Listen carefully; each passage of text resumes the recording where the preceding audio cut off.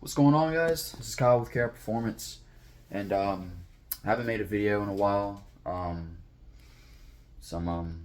was doing some stuff with the car, and the process of me doing so was very, let's say, unorthodox.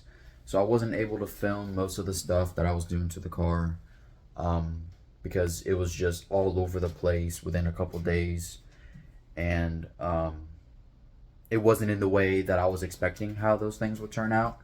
So we're gonna go outside real quick. We're gonna go check up on the car, and then I'm gonna let you guys see what the progress is and what I've been doing. So let's head out and check it out real quick. All right, so here it is again, the Mercury Marquis, and if you notice, the top is actually gone. So what I did was I pulled the vinyl top off, hit it with this epoxy primer, and I still have like some refinishing sanding to do up here where the rivets are. Right here is a little bit of texture. Still got to put the trim back on and even the lights. So the process of this was actually pretty difficult. I noticed that the primer that I bought was the exact same color as the top, so to remedy that, I had a decent little tape line here. If you still see any texture here, this texture still has to be sanded out so I can put a clear over it, because you can't actually clear over epoxy primer. I had to fill in the seams right here because where the roof met the quarters, the seams were exposed, so that had to be filled. I still have to put my rear trim back on. But this is pretty much what I've been doing the past couple weeks. Just filming this, doing this throughout the week. It takes time. You can't do this in a weekend. So that's why I was unable to film taking this off. I don't know if you remember, but the rust right here had to be taken care of. That was getting bad. The rust on the roof, that little spot, was getting bad. So I was like, well, if I'm going to prime the whole thing, I might as well just pretty much, if I'm going to prime half that roof, I might as well just prime the whole thing. So now the goal is to make it look, the whole top being that same color. So instead of half the roof being the color of the car, like this dark brown color or this lighter brown color, then I'm just going to do the whole roof that tan color. So I'm pretty much going to be sanding this down a little bit, clearing this, and then whatever this texture is still here needs to be addressed, and then I'll clear over that and then put my trim back on, and then I'll be golden. So that was I was personally unable to film that, simply the fact that it was very time consuming, and doing it throughout a week is pretty complicated to film, so that's kind of hard. Another thing is too, I actually got the headers installed, and that unfortunately I wasn't able to film. Simply the fact that I was running into problems with the headers. They bolted up to the motor, they cleared the K-member, but everything else was just such a pain. So let me pop the hood and let me show you what I'm talking about. Back underneath the hood of the car, obviously nothing else has changed throughout here, but you can see the headers chilling out right there. Got new hardware down there. So the problem with this header specifically, this one had a problem of running into a tab on the transmission, or I think the tab was actually on the engine block. Actually, it was on the block. So this collector right here is actually hitting all the way down here, is actually hitting on the side of the block. It's not causing any problems or anything, no noise issues, but when you do put headers on your 302, and when you go to pull your factory manifolds off and you notice that there's not any gaskets on those manifolds, do not freak out. No one butchered the car before, or just slapped on a set of manifolds and said, whatever, let's just roll out. Ford actually machined the manifolds to the head, which actually caused a perfect seal. So I don't know how they did that. Maybe when they matched up the machining, maybe that, I have no idea. That was news to my ears. But here they are. They actually bolt right up to your factory exhaust, no problem on these cars, but you do need to get bigger pipes. And the reason why is your collector, your flange, will bolt to the bottom of the header, but your pipe will actually go inside of the header and pretty much cause a lot of blow by. So not a lot of exhaust gas is going through the header into the pipe. Mainly it's going out around the pipe, so it'll actually sound open header and will be pretty freaking loud. So I was running into problems with finding a shop that had 2.5-inch pipe, which if this was 3-inch collectors then it wouldn't be a problem, but it was 2.5-inch collector. A couple of exhaust shops near me had problems finding 2.5-inch pipe, so I had some guy at a muffler shop that I've been taking all my cars to fix that up for me. So he actually took my factory pipe, expanded the flange out a little bit to cause a seal around that collector on the header, so that actually seals up pretty well. And when you put headers on your car, it will actually change the sound of your muffler. My muffler was pretty loud, Flowmaster Super 10 on this car, and these headers actually made my exhaust quieter. I have no idea how that even is possible. I don't even know how that works, but my Flowmaster Super 10, which is one of the most aggressive Flowmaster mufflers out, is actually pretty quiet. So if you like the sound of your exhaust and putting headers on it, actually quiets it down, then you might want to change up your exhaust system. I've been fighting exhaust with this car, trying to find the perfect sound that I want to it. I don't want it too loud, too quiet. And these headers actually just cause a whole nother problem with me as far as making my exhaust sound the exact way that I want it. So I was unable to capture that on camera and show you guys through the process of getting these hooked up and getting your exhaust hooked up. Simple the fact that I ran into so many problems within a couple of days period, that it would be hard for me to capture that on camera. So quick breakdown on everything. You just pull your factory manifolds off, and what you need to do is you need to go to your local exhaust shop. You probably can't see it, but right here there's a wire right there. That's the O2s. So on these cars, the O2s actually go to the back of the factory manifolds. What you need to do is you need to relocate them farther down into your exhaust pipe, so that because your headers don't come with O2 bungs. So your headers are going to need to go, be bolted up, attached to your exhaust when you get your exhaust system fixed. And then your O2s need to go below. I have no check engine lights. I have no, problems as far as it running or whatever.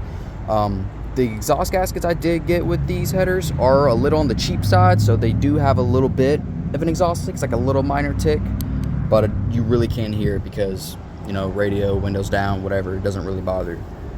So, process of bolting these headers up is not really that hard. You do need to ream these holes out just a little bit. I mean, these aren't like BBKs or whatever. These are kind of budget headers, unfortunately. Due to my situation, I really can't afford the best of the best. So make with what I had laying around. So you do need to ream the holes out just a little bit to make the bolts go in. Other than that, putting these in were about, a couple hours or so. Not really that hard. I did feel some improvements with the car. The car does have a little bit of top end.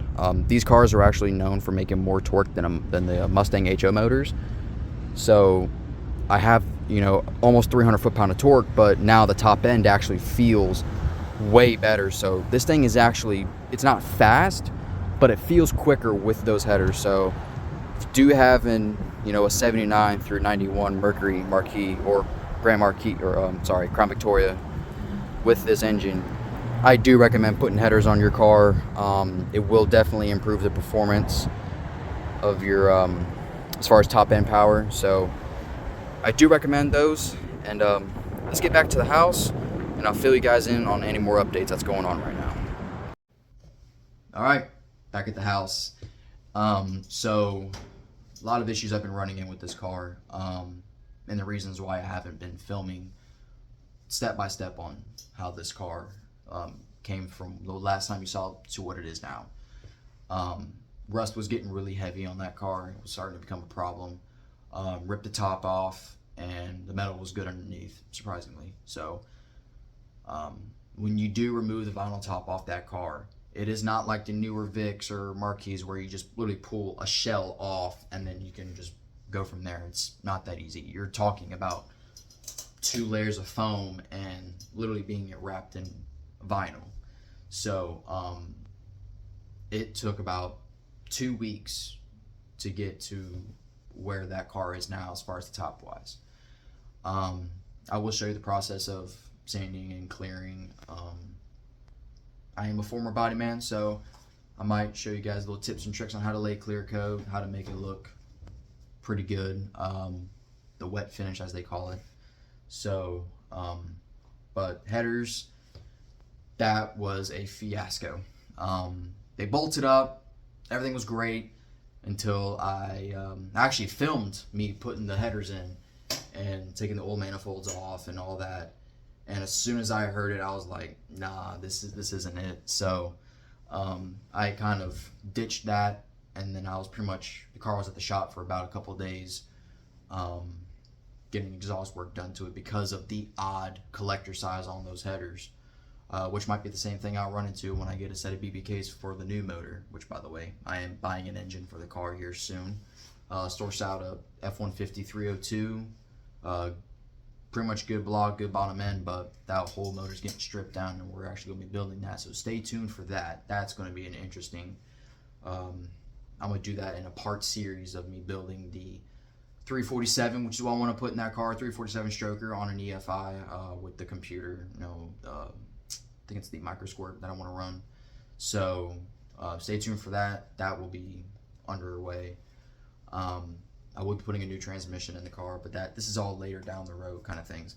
I will tease though, I do have a new set of wheels coming for the car, and when you're wanting to build these cars, you have to understand nobody is doing this. Nobody builds these box Mercs and Vicks. No one is building these cars.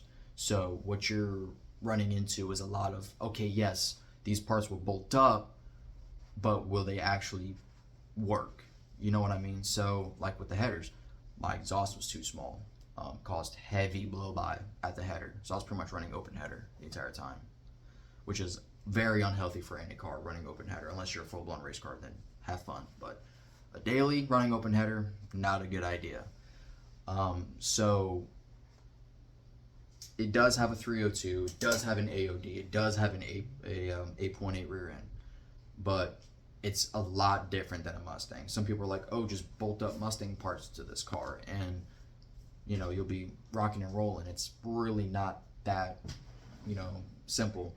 When you do an intake swap, like what I did, I took the non-HO upper and I put a Mustang upper intake on my car, bolted up, vacuum fittings worked, everything was cool, but the EGR spacer was not right. The EGR spacer did not have the mounting studs to put your kickdown cable, throttle bracket, your linkage bracket onto your EGR spacer, which is where all that bolts up to. So having that just dangling there, your car is pretty much at half throttle. So you run into a lot of little problems that pretty much in the long run is a big deal. So my best advice with these cars is, if you have a 79 through 91 town car, Crown Victoria, Grand Marquis, go on the forums and really do some research, because before you start doing anything to it, you need to know what you're going to run into, you need to know what you're up against. So pretty much the easiest part about modifying this car is pretty much the 8.8 rear end. Same spline axles as a Mustang, so that's a little bit easier.